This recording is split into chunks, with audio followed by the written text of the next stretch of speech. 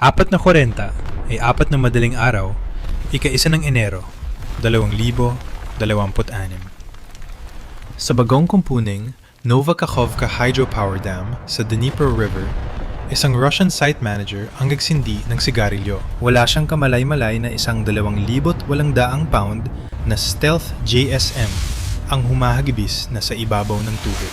Lumilipad ito ng mababa, nasa 50 talampakan lang ang taas, at papalapit sa mataas na subsonic speed.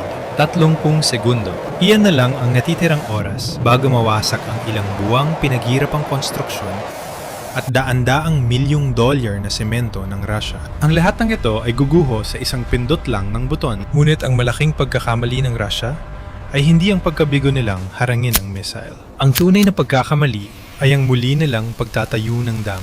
Hindi lang basta tinamaan ng Ukraine ang isang target.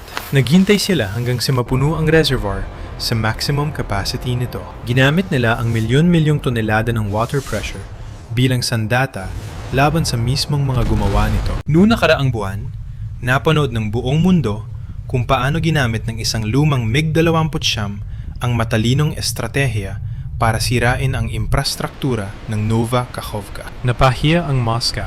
Hindi lang nila gustong ayusin ang sira. Gusto nilang patunayan na kaya nilang higitan ng problema gamit ang engineering. Sa sumunod na 30 araw, nagtrabaho ang mga Russian engineers sa isang mabilis na 24 na oras sa isang araw, 7 araw sa isang linggo construction cycle. Nagbuhos sila ng milyon-milyong tonelada ng mabibigat na semento at naglagay ng mga higanteng precast SLLE gates. Para sa Kremlin, hindi lang ito basta pagkukumpuni. Ito ay isang $400 milyong na babala para sa Ukrainian military na huwag nang tumuloy. Pagdating ng Enero 1, akala nila ay nanalo na sila. Tumataas na ang level ng tubig at handa ng buksan ng supply sa Crimea. Nagiging stable na rin ang cooling systems para sa Zaporizhia nuclear plant. Mukhang ligtas na ang lahat. Gayunpaman, nakalimutan ng Moscow ang pinakamahalagang batas sa modernong logistic ng digmaan. Huwag kang magtatayo ng target ng mas mabilis kaysa sa kakayahan ng kalaban na mag-upgrade ng kanilang mga armas. Habang ang mga Russian engineers ay abala sa pagpapatuyo ng semento, ang pilotong kilala bilang The Dam Buster ay nag-upgrade na rin. Hindi na siya nakasakay sa lumang analog na MiG-29. Nakaupo na siya ngayon sa cockpit ng isang modernong F-16 Fighting Falcon. Nilagyan ito ng specialized NATO standard digital adapter para itong pag-upgrade mula sa 70 flip phone papunta sa 2,026 na iPhone. Pero sa halip na camera, ang dala mo ay ang JSM. Ito ay isang 2,800 pound stealth ghost na may processing power na mas mabilis pa sa isang gaming PC. Ngunit dito na nagiging halos imposible ang mission.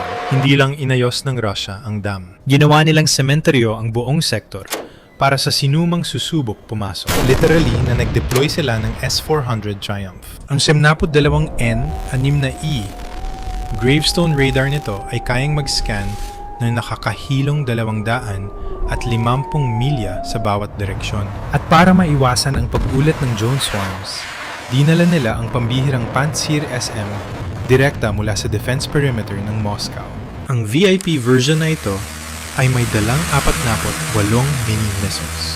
Espesyal itong dinisenyo para harangin ang maliliit na targets ng may surgical precision. Kung ikaw ang Ukrainian mission commander, nakatitig ka sa isang kuta na kayang makita ang pagdating mo mula sa layong 5 lungsod. At mayroon silang 48 daliring nakaabang sa gatilyo. Kung lilipad ka ng mataas, bubureng ka ng S-400. Kung magpapadala ka ng drones, dudurugin naman ito ng Pantsir SM.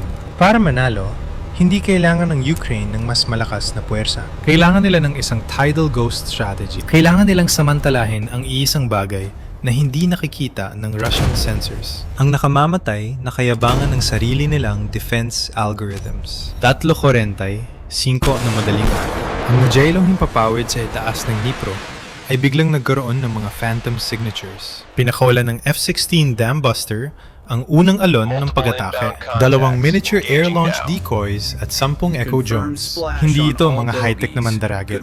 Ang mga ito ay Corvo PPDS drones. Literal na mga karton na may pakpak. Pinadikit gamit ang industrial tape at matinding diskarte. Ngunit paglipad nila sa madilim na gabi, may dala silang kargamento na mas mapanganib pa sa pampasabog. Isang specialized radar reflector na kayang magmukhang multi-million dollar F-16 ang isang $50 na piraso ng karton sa radar ng Russia. Ito ang Reverse Echo 2.0. Kung nakaupo ka sa Russian command bunker ngayon at nakita mo ang screen na biglang napuno ng 12 mabilis na targets, malalaman mo ba ang kaibahan? Masasabi mo ba kung alin ang totoong jet at alin ang karton na kahon? Sabihin niyo sa comments. Kakalabitin niyo ba ang gatilyo? Sa loob ng Pantsir SM Command Vehicle, hindi nang huhula si Sergeant Ivan. Nakangisi siya. Si Ivan ay handpicked para sa misyong ito. Dinala siya mula sa Moscow para bantayan ang bagong Kakhovka gamit ang pinakabagong laruan ng Kremlin, ang Pantsir SM. Tingnan mo ang mga baguhang ito. Pangungutya ni Ivan sa kanyang kasama. Ang asul na ilaw ng monitor ay sumasalamin sa kanyang mapagmataas na mga mata. Madiin niyang pinindot ang engage button. Yumanig ang sasakyan habang humahagibis sa dilim ang unang twin salvo ng interceptors. Isa-isa, naglaho ang mga Ukrainian icons sa screen na parang usok. Pakiramdam ni Ivan ay isa siyang Diyos. Tumatawa siya ngayon. Dala ng adrenaline rush ng 70% intercept rate. Pero habang nagdiriwang si Ivan sa kanyang kabayanihan, ang kanyang commander sa likuran ay nagsisimula ng kabahan. Ito ang math na hindi nakikita ni Ivan dahil sa kanyang pride. Ang bawat target na pinapabagsak ni Ivan ay nagkakahalaga ng roughly $150,000 sa mga taxpayer ng Russia. Gumagamit siya ng high-precision Mach 3 interceptor. Isang obra maestra ng Russian engineering para lang pasabugin ng isang piraso ng karton at ilang AAA batteries. Pero ang totoong problema ay tatama kay Ivan ng mas malakas pa sa anumang pagsabog. Nang mapabagsak ang huling Corvo drone, inabot ulit ni Ivan ang gatilyo para hanapin ang susunod na target. Ngunit ang kanyang screen ay kumurap ng kulay amber. Magazine depleted. Ang 48 mini-missiles, ang buong specialized payload na dapat ay magpoprotekta sa dam buong gabi ay ubos na. Ang Moscow Special ni Ivan ay isa na lang na yung $20 milyong na truck na may walang laman na rack. Nakakabingi ang katahimikan sa loob ng cabin. Ang ngisi sa mukha ni Ivan ay hindi lang nawala. Napalitan ito ng purong takot. Tiningnan niya ang radar sa huling pagkakataon. Malinis ang screen. Akala niya tapos na ang banta. Akala niya nanalo siya sa laban. Ang hindi niya alam, ang Ukraine ay nakahinga na ng maluwag. Ang bouncer ay naubos na ang bala sa mga anino. Ngayon, ang totoong assassin, ang hindi kayang makita ng radar ni Ivan, ay papasok na sa liwanag. 4 ng madaling araw. Habang nakatulala sa takot si Sergeant Ivan sa kanyang walang laman na missile racks, nagsimula na ang ikalawang yugto ng Tidal Ghost. Sa pagkakataong ito, iba ang tunog sa hangin. Mas malalim, mas mapanganib. 4 na Hunter Jones. Ang Ukrainian-made na Ram-2 ay umaligid lamang sa 100 talampakan sa itaas ng lupa. Hindi lang ito basta Jones. Sila ay mga electromagnetic bloodhounds. Ang tanging trabaho nila ay amuyin sa hangin ang specific radiation pulse ng gravestone radar ng S-400. Sa Ukrainian bunker, naningit-ningit ang ngipin ni Glass sa sobrang focus. Hindi siya ang nagpapalipad ng mga drones na ito. Ginatabayan lang niya ang instincts nito. Sa kanyang screen, nalock ng Ram-2 ang amoy ng target. Hanapin niyo siya, bulong ni Glass. Isipin niyo ang isang anti-radiation seeker na parang gamo-gamo sa apoy. Habang pilit na hinahanap ng Russian S-400 radar ang banta, lalo itong nagiging neon sign na susundan ng Ram-2. Ito ay isang tactical paradox. Ang pinakamalakas na abilidad ng S-400, ang massive radar power nito, ay siya ring magpapahamak sa kanya. Balik sa dam, nakita na rin sa wakas ng Russian S-400 crew ang paparating na Ram-2S. Pero masyado silang mababa, nagtatago sa mga puno. Sa sobrang panic, nagpakawala ang mga Russians ng 2 heavy interceptors. Ang mga missiles na ito ay dinesenyo para pumatay ng strategic bombers, pero ngayon ay pinaputok sa drones na kasing laki lang ng maleta. Nahati ang langit. 2 Ram-2 ang naglaho sa isang nakabubulag na flash ng orange na liwanag. Isang malaking thermal event na yumanig sa lupa. Nakahinga ng malalim ang Russian commander. Akala niya ligtas na siya.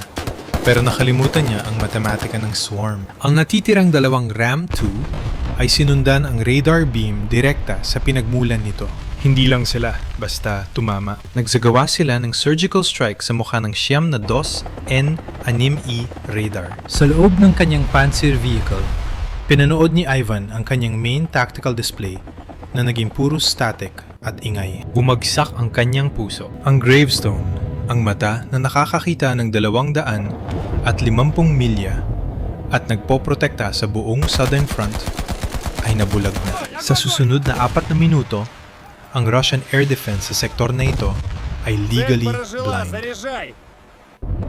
Walang data, walang targets, 4 na minuto ng nakakatakot na katahimikan. Nanginginig na ang mga kamay ni Ivan, basa ng malamig na pawis. Iba ito sa pagkakataong ito, nautal niyang sabi. Patay na ang bouncer at wala na tayong bala. Habang nakatitig ang mga Russians sa kanilang mga sirang screen, ang ikatlong alon ay pumasok na sa tubig. At sa pagkakataong ito, hindi radar ang hanap nila. Ang hanap nila ay semento. 4 at 5 minuto na madaling araw. Patay ang radar, walang laman ng pansir, at ang Russian garrison ay sumisigaw na sa radyo para sa backup. Pero sa ilalim ng tubig, dumating na ang totoong bangungot. 6 na low-profile Sea Baby USVs, may codename na Shark 01 hanggang Shark 06, ang humihiwa sa nagyelong tubig ng Dnipro. Hindi lang ito, basta mga bangka. Sila ay mga 2,000 pound semi-submersible assassins. Tanging ang maliliit na antennas lang nila ang lumalabas sa tubig. Kaya mukha lang silang mga naanod na troso. Sa Ukrainian command bunker, inaayos ng Sea Baby operator ang kanyang headset. Siya ay dating founder ng isang tech startup. Malamig ang kanyang mga kamay. Mapula ang mata kakatingin sa low-light feed. Shark 01, ikaw muna. Bigyan mo sila ng pinto. Hindi pa tina-target ng Shark 01 ang dam. May dala itong specialized cutting charge. Gamit ang mga piraso ng bakal at basura mula sa nakaraang atake bilang camouflage, nakalusot ito sa puwang na hindi inayos ng mga Russians dahil sa kayabangan. Ang underwater shockwave ay humiwas sa heavy steel trash racks at floating barriers na parang gawa lang sa toothpick. Bukas na ang daan, pero hindi susuko ang mga Russians ng walang laban. Sa itaas, ang tunog ng K-52 Alligator attack helicopter ay humahagibis sa hangin. Taranta ang Russian pilot, nagpapakawala ng flares at nagpapaulan ng 30mm cannon fire sa madilim na tubig. Diversion team, go! Ang Shark 02 at Shark 03 ay gumawa ng suicidal maneuver. Lumihis sila palayo sa dam at sumugod direkta sa 2 Russian patrol boats. Nagsisisigaw ang mga Russian sailors sa deck, nagpapaputok ng Kalashnikov sa dilim dahil sa takot. Ang 2 patrol boats ay naglaho sa magkambal na haligi ng apoy. Isang brutal na sakripisyo, pero gumana ito. Lumiko ang K-52 para atakihin ang nasusunog na wreckage sa pag-aakalang wala na ang banta. Maling-mali sila. Ang Shark 04, 05 at 06 ay ilang metro na lang mula sa bagong gawang $400 milyong SLLE gates ng dam. Nakita na sa wakas ng Russian shore guards ang mga alon. Nagpaputok sila gamit ang lahat ng meron sila. Heavy machine guns, RPGs, kahit hand grenades. Tinamaan ang Shark 04 at 05. Sumabog sa gitna ng tubig at nagbuga ng putik na umabot ng 100 talampakan sa hangin. Naghiyawan ang mga Russian guard. Akala nila na iligtas nila ang araw. Pero ang hiyawan ay napalitan ng katahimikan nang ang Shark 06, ang huling assassin, ay bumangga direkta sa base ng Central Concrete Gate. Isang 2,000 pound thermal event ang sumabog laban sa matibay na semento ng Russia. Hindi gumuho ang dam, hindi pa. Pero hindi maikakaila ang pisika. Ang malakas na pagsabog ay lumikha ng malalalim na internal stress fractures. Maririnig mo ito, isang mababang ugong ng bumibigay, na bakal, at nabibitak na bato. Nagsimulang sumirit ang tubig sa mga bagong isang maliit na tulo na malapit ng maging dilub. Sa himpapawid, 30 milya ang layo, naramdaman ng dam buster pilot ang shockwave sa airframe ng kanyang F-16. Nakita niya ang flash sa horizon. Kanina pa siya umiikot sa dilim, isang tahimik na mandaragit, naghihintay na madistract ang bouncer at masipa ang pinto pabukas. Inalis ng hinlalaki niya ang safety ng pulang launch button. Ang kanyang head-up display ay nag-lock sa thermal signature ng gate na may leak. Gate is compromised, sabi niya sa malamig na boses kahit na dumadaloy ang matinding adrenaline sa katawan niya. Moving in for the execution. Akala ng mga Russians ay nalampasan na nila ang pinakamalala. Wala silang ideya na ang invisible ghost ay 60 segundo na lang ang layo para tapusin ang kanilang 400 milyong dolyar na pangarap magpakailanman. 412 ng madaling araw. Sa cockpit ng F-16, ang Dambuster pilot ay gumagawa ng isang high-speed tightrope walk. Lumilipad siya ng sobrang baba, nasa 30 talampakan lang. Halos humalik na ang tiyan ng jet sa nagyayelong putik ng pampang ng Dnipro. Sa taas na ito, pisikal siyang nasa ilalim ng horizon ng Gravestone radar. Nagtatatago siya sa anino ng mundo, sinasamantala ang blind spot na hindi kayang ayusin kahit ng pinaka-advanced na software ng Russia. Sa isang malakas na kalansing, 4 na AGM-158 JSM missiles ang humiwalay sa mga pakpak. Ito ang mga hiyas ng stealth technology. 48 pound ghosts na pinapagana ng high-efficiency turbojets. Biglang nag-overdrive ang Russian electronic warfare units. Binahan nila ang atmosphere ng massive GPS jamming field para guluhin ang utak ng anumang parating na Western missile. Kung standard rockets ang mga ito, bumagsak na sana ang mga ito sa lupa ngayon. Pero walang pakialam ang JSM ng Ukraine sa GPS. Sa loob ng ilong ng missile, nagising ang isang imaging infrared seeker. Hindi ito nakikinig sa satellites. Nakakakita ito. Katulad ito ng Face ID sa iPhone. Pero imbes na mukha mo ang kilalanin para buksan ang bank account mo, kinikilala nito ang thermal silhouette ng Nova Kakhovka Dam para buksan ang impyerno. Ito ang ultimate na teknolohiya ng mapa na walang kompas.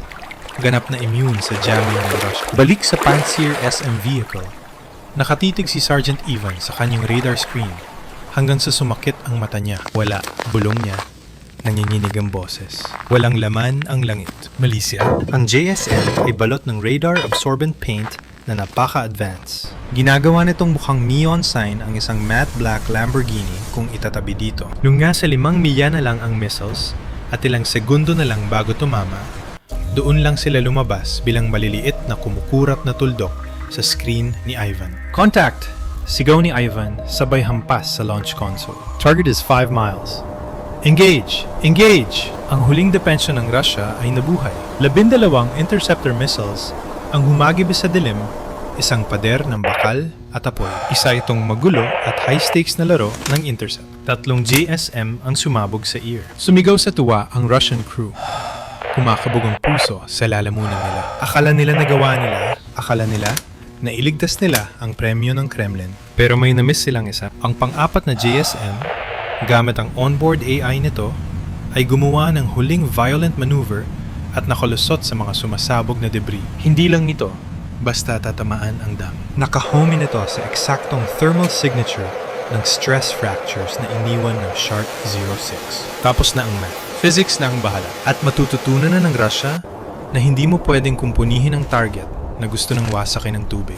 Hindi lang basta tumama ang JSM sa Nova Kakhovka Dam. Nagsagawa ito ng 2-stage surgical procedure. Ang WDU-42B, penetrating warhead, ay isang obra maestra ng destructive physics. Stage 1 ay isang shape charge precursor na tumunaw sa 5 talampakan ng reinforced concrete ng Russia sa loob ng 1 microsecond. Gumawa ito ng perpektong tunnel papasok. Stage 2, ang main explosive ay dumulas ng malalim sa tunnel na yon, bumaon sa mismong gulugod ng dam bago sumabog.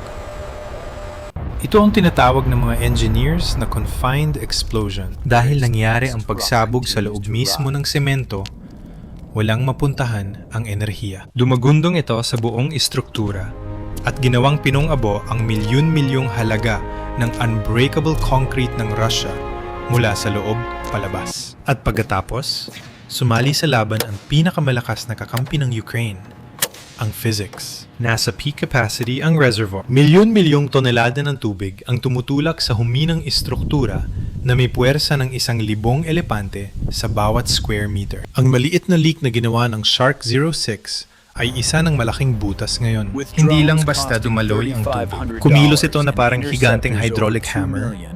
Pinunit ang mga bakal at tinangay ang temporary levees na parang gawa sa Lego. Hindi lang nawalan ng dam ang Russia. Nawalan sila ng 1 buwan ng 24 na oras.